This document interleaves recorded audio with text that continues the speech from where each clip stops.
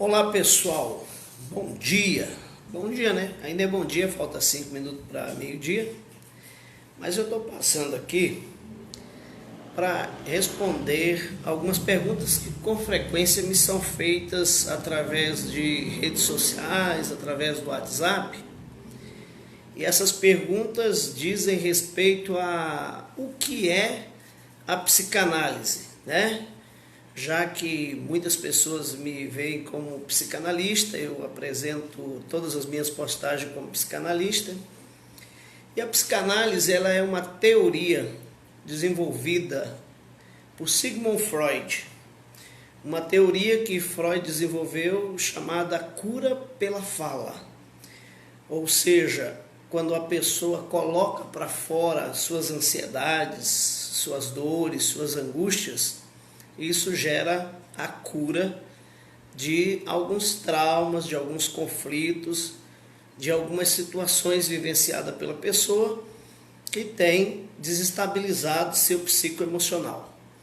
Então, a teoria da psicanálise ela foi desenvolvida por Freud. Até Freud é conhecido, né? Tem aquela velha frase que Freud sabe tudo, né? Quando alguém fala assim, se costuma dizer que o Freud é o cara que tem resposta para tudo. Freud explica, né, a frase. E como é a terapia psicanalítica? Bom, primeiro, para você ser um psicanalista, você tem que fazer um curso na área de psicanálise. Esse curso ele tem uma base chamada tripé. O tripé da psicanálise é o estudo da teoria, o conhecimento da teoria psicanalítica desenvolvida pelo Freud, Carl Jung, uma série de psicanalistas ou de estudiosos da área da psicanálise que desenvolveram essas teorias, das quais Freud é o mais influente, chamado pai da psicanálise.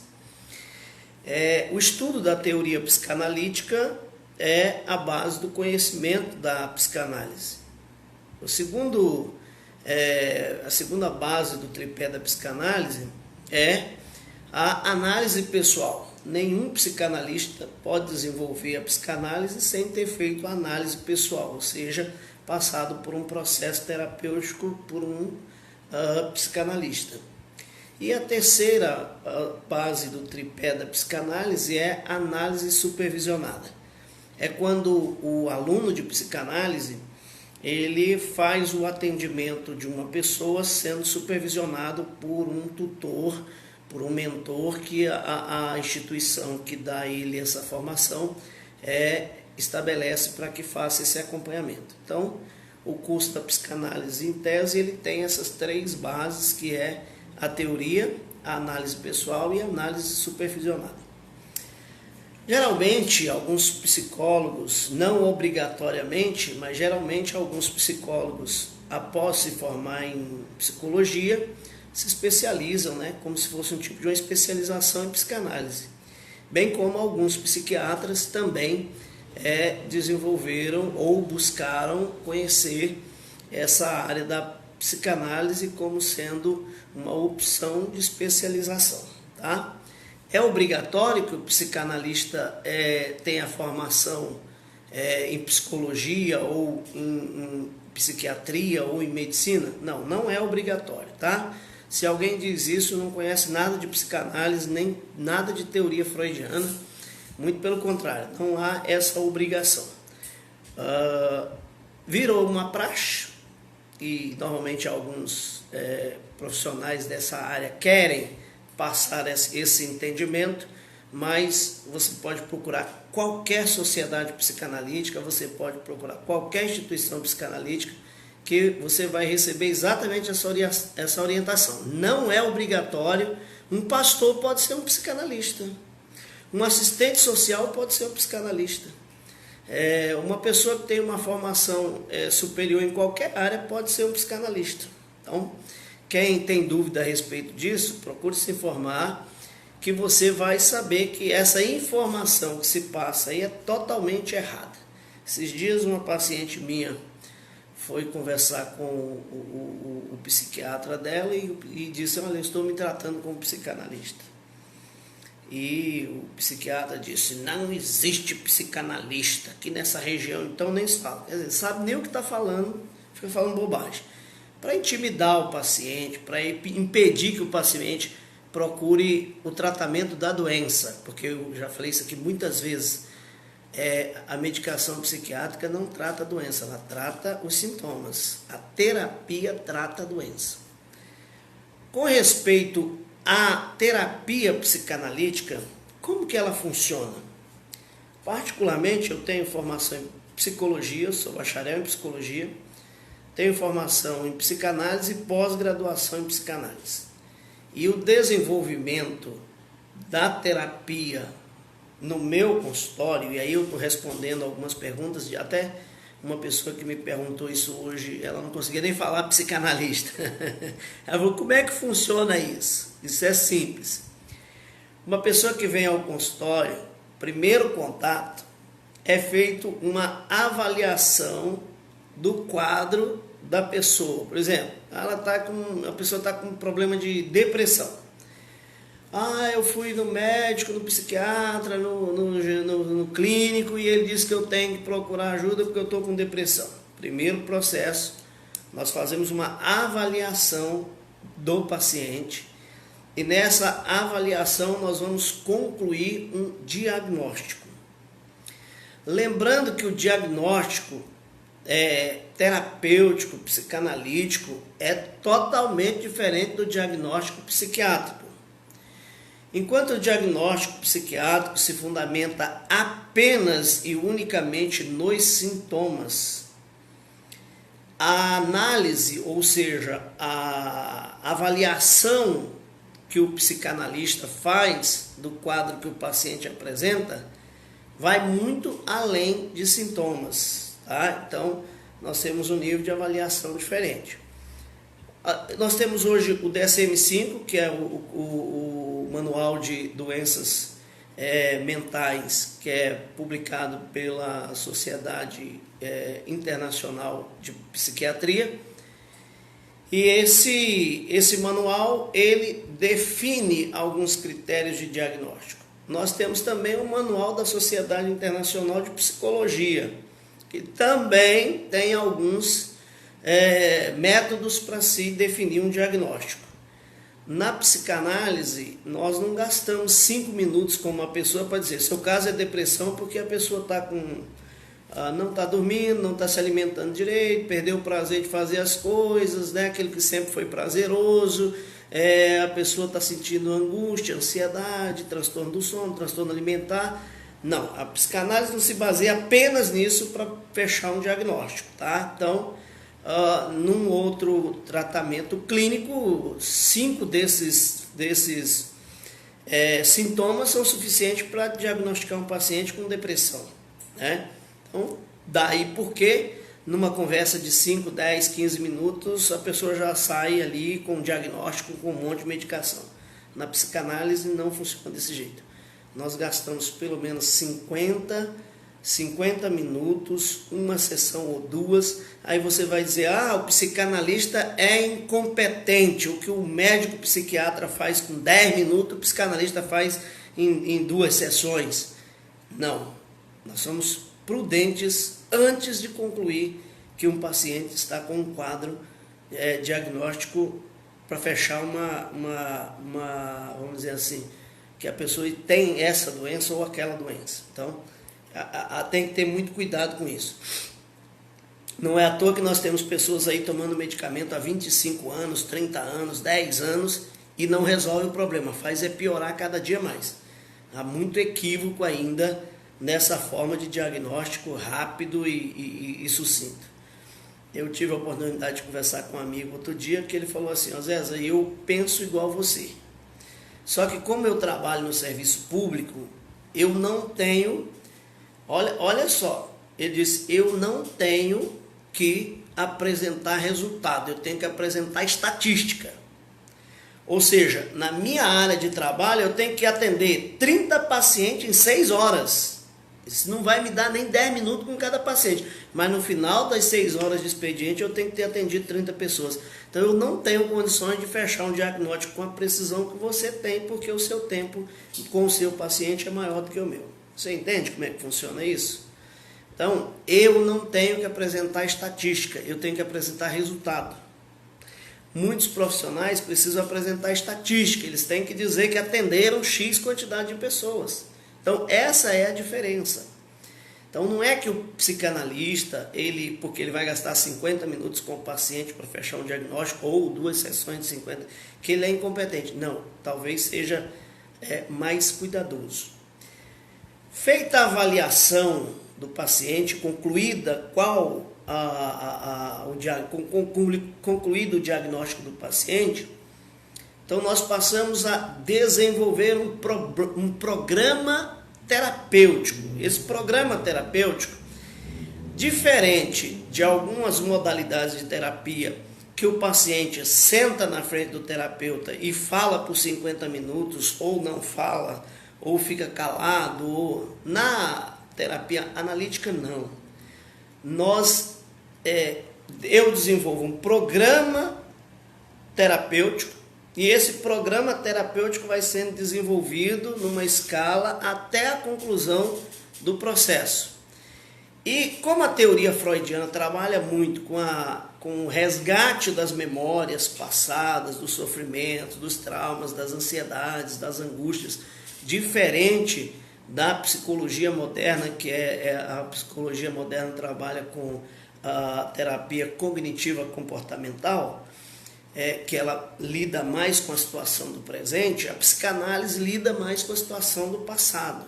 Porque o entendimento de Freud é que se você consegue tratar os traumas, as feridas que foram geradas, que vêm desde a infância, da vivência familiar, abuso sexual, crises que a pessoa passou, relacionamentos traumáticos, situações, a pessoa teve perda de alguém na família, morte de alguém na família.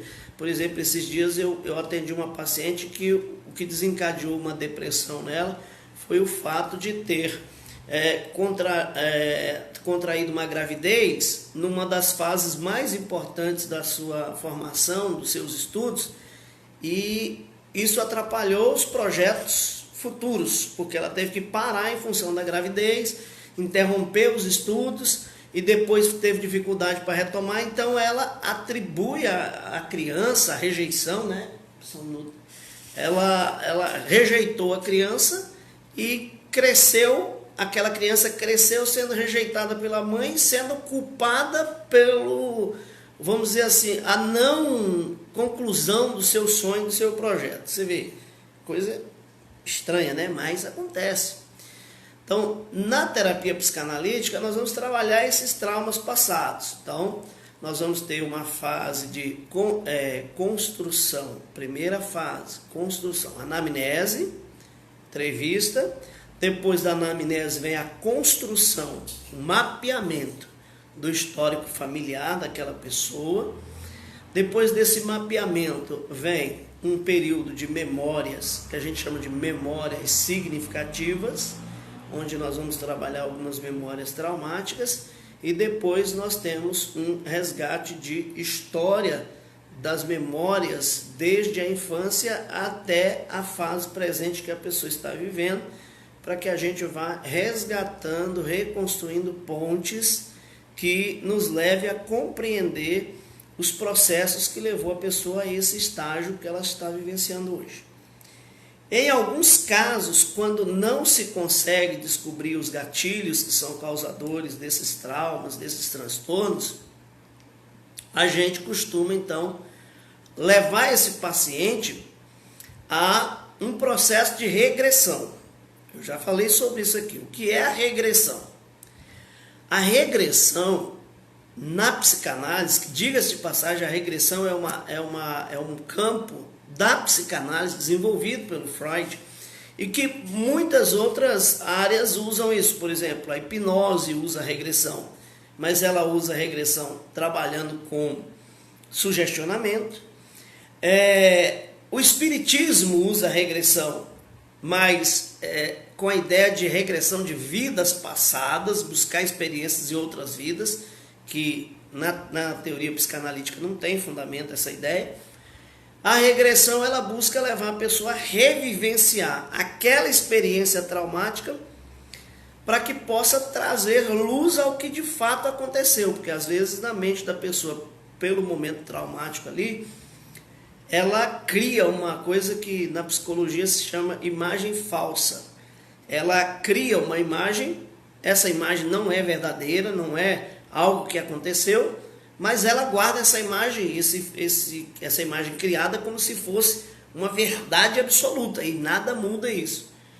E na regressão, a pessoa então tem uma percepção mais clara dessa verdade que para ela era uma verdade. Essa verdade passa a ter uma outra interpretação. Então, por exemplo, eu atendi um caso de uma paciente que ela alegava convictamente ter tido a experiência de sofrer um abuso sexual na infância e sofreu por longo período, casou, teve filhos e tudo. E na terapia ela descobriu que nunca passou por esta situação de abuso sexual quando foi feito o trabalho de regressão com ela. Na reconstrução, a mente reconstrói os fatos acontecidos e ela conclui que não teve nenhuma situação de abuso sexual.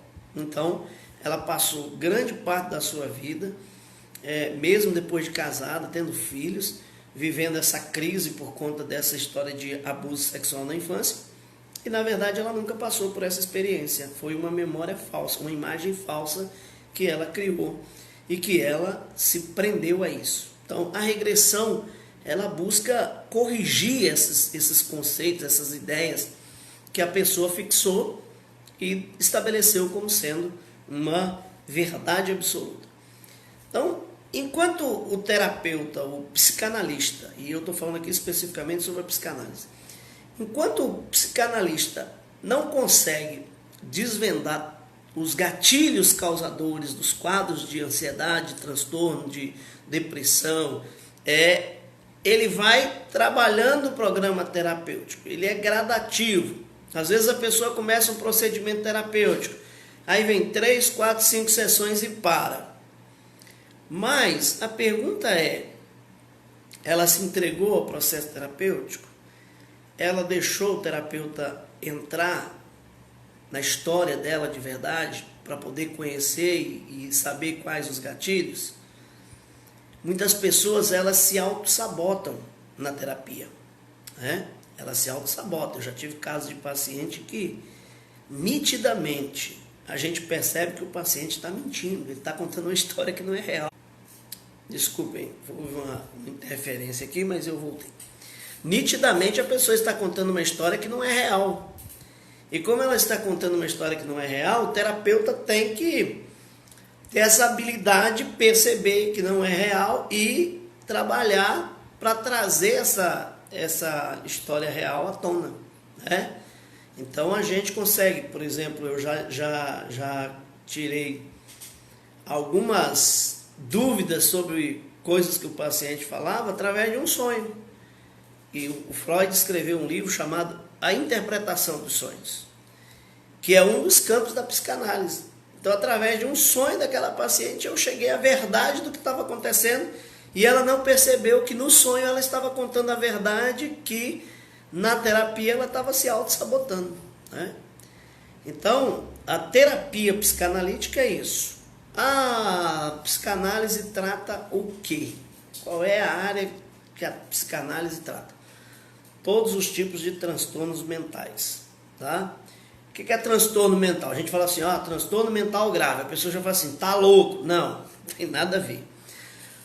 Todo tipo de ansiedade, depressão, síndrome do pânico, borderline, esquizofrenia, transtorno de humor, transtorno bipolar, TOC, TOD, todos esses comportamentos, eles são considerados transtornos mentais. Não é loucura. Uma pessoa que vai ao psiquiatra não é porque ela está louca. Uma pessoa que vai ao psicólogo, ao psicanalista, não é porque ela está louca.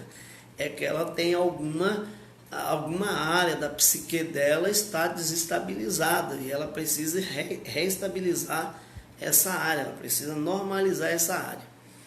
E claro que a maioria dos casos de transtorno mental é psicológico, não é biológico, tá? Quando uma pessoa tem um problema na psique que é biológico, o profissional que vai tratar é o neuro. Porque o neuro, ele é um especialista que trabalha com a área biológica das funções do cérebro. Então, ele estuda os campos do cérebro, o funcionamento do sistema nervoso central. Ele produz diagnóstico através de exames de laboratórios, de exames que são feitos específicos para chegar a essas conclusões. Então, aí está se tratando de um problema que ele é orgânico, que ele é biológico. Há uma disfunção ali que está agravando o estado psicológico. O psiquiatra, ele é o responsável pela indicação, pela prescrição de medicamentos para reduzir os sintomas que a pessoa está sentindo em função desses transtornos.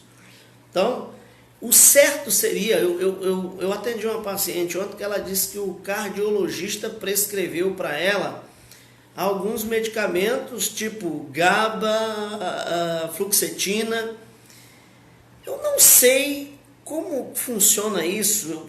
Até onde eu entendo, somente um psiquiatra poderia prescrever a medicação chamada de medicação psiquiátrica, que é a medicação tarja preta, os antidepressivos, os ansiolíticos. Até onde eu ainda tenho uma compreensão, seria de competência do psiquiatra. Mas tem clínico que prescreve remédios antidepressivos, tem cardiologista. Esses dias uma paciente minha disse que a dentista prescreveu para ela um medicamento psiquiátrico fortíssimo. A dentista falou, não, seu problema é depressão. Um dentista diagnosticando depressão e passando remédio tarja preta. Eu não sei para que rumo isso está tomando, né?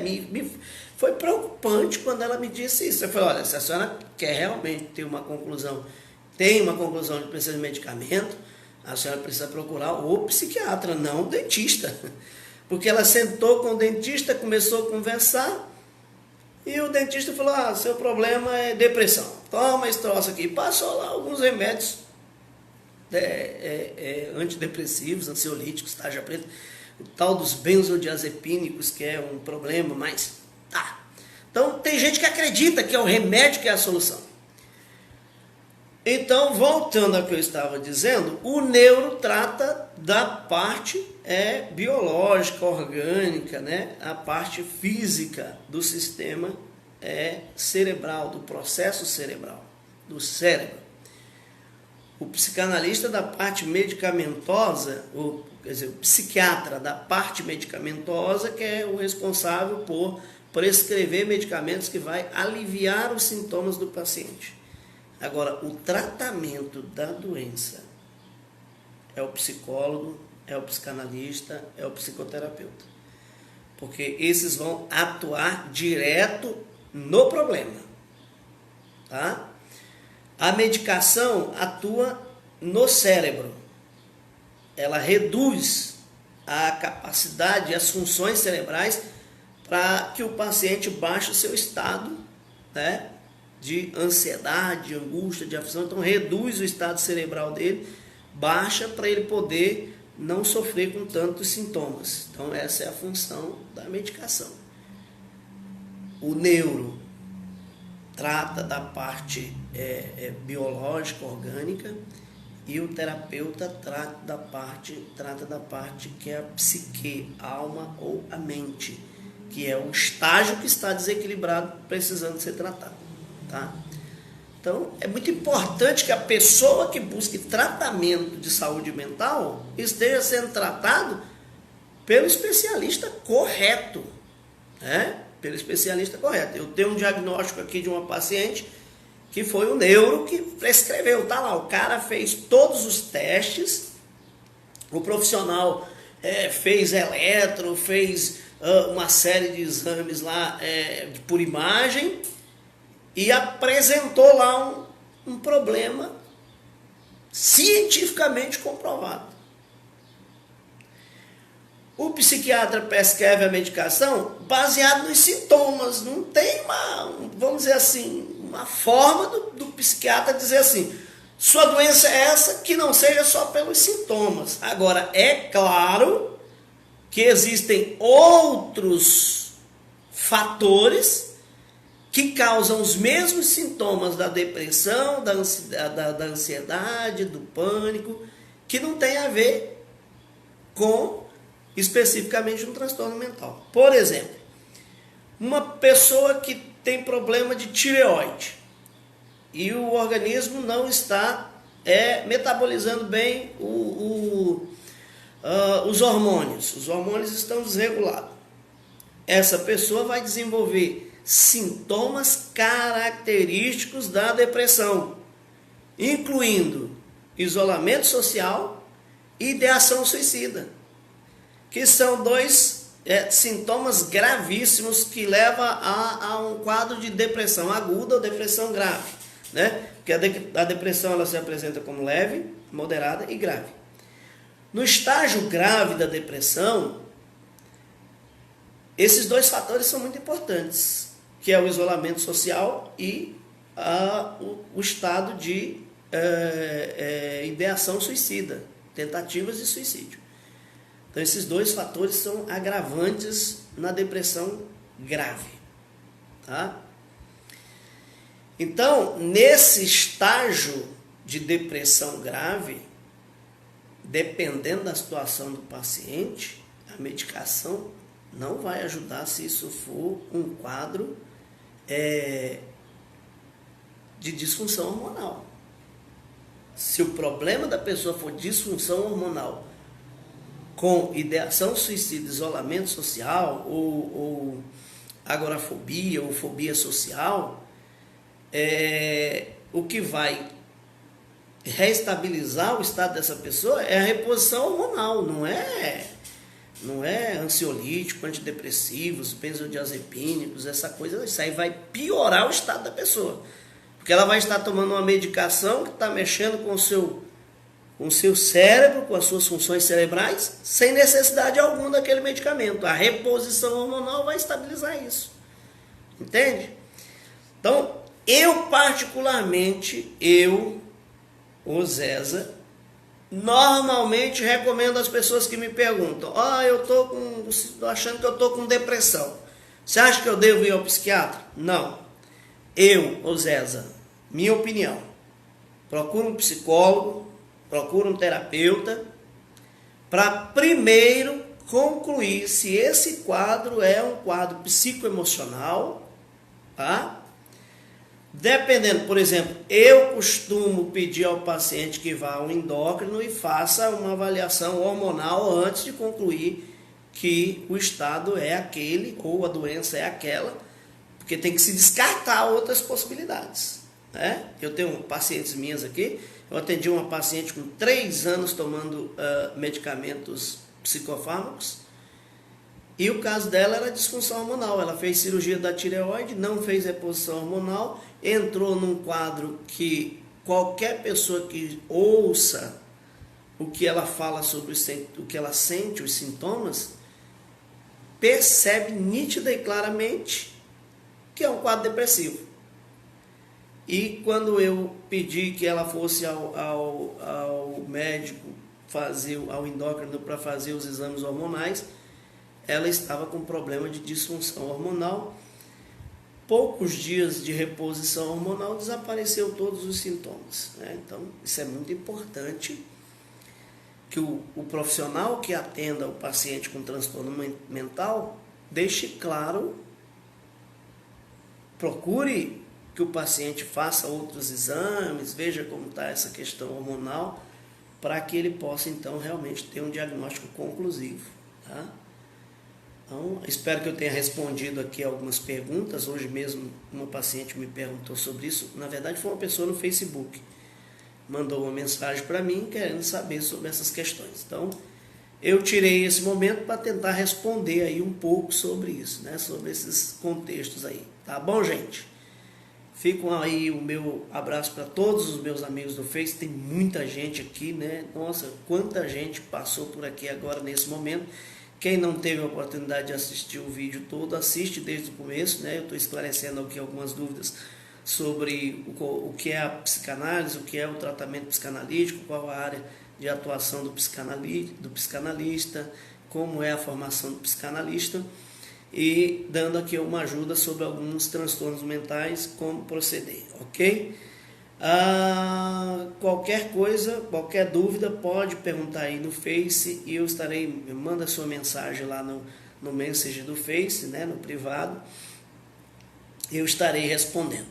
Aconteceu até uma coisa engraçada, quem que me acompanha no Face esses dias, uma mulher perguntou assim para mim, uma pessoa, eu não sei quem é, não poderia nem dizer agora, mas ela perguntou o seguinte: é verdade que tomar medicamento psiquiátrico cai os dentes? Por incrível que pareça, tem um medicamento psiquiátrico que as pessoas costumam usar muito, que um dos efeitos colaterais dele é esse, enfraquecer a raiz dos dentes, né? É incrível, mas existe isso mesmo. Ela falou assim, não, porque depois que eu passei a tomar remédio psiquiátrico, eu comecei a ter problema nos dentes. E aí me disseram que remédio psiquiátrico cai os dentes. Eu falei, não, isso vai muito pelo organismo da pessoa, né? Porque tem que se entender isso, gente. O medicamento psiquiátrico não surte o mesmo efeito em todas as pessoas, tá? Em cada pessoa ele vai surtir um efeito diferente.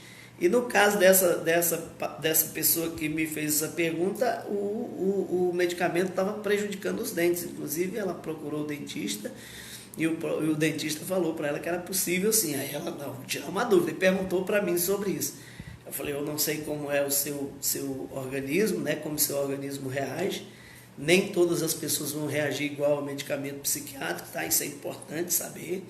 Para uns vai dar resultado, para a maioria não vai dar resultado, vai piorar o estado, mas os sintomas vão ser diversos, né? Se você pegar lá a bula do medicamento psiquiátrico, você vai ver que os efeitos colaterais são desastrosos. Você tem que fazer uma escolha entre superar a crise ou escolher ter uma série de outros processos desencadeadores dos quadros, vamos dizer assim, dos sintomas que esses medicamentos causam, tá bom? Valeu, gente. Obrigado por vocês terem participado. Eu peço desculpa por não ter respondido algumas pessoas, muita gente aqui, né? Madalena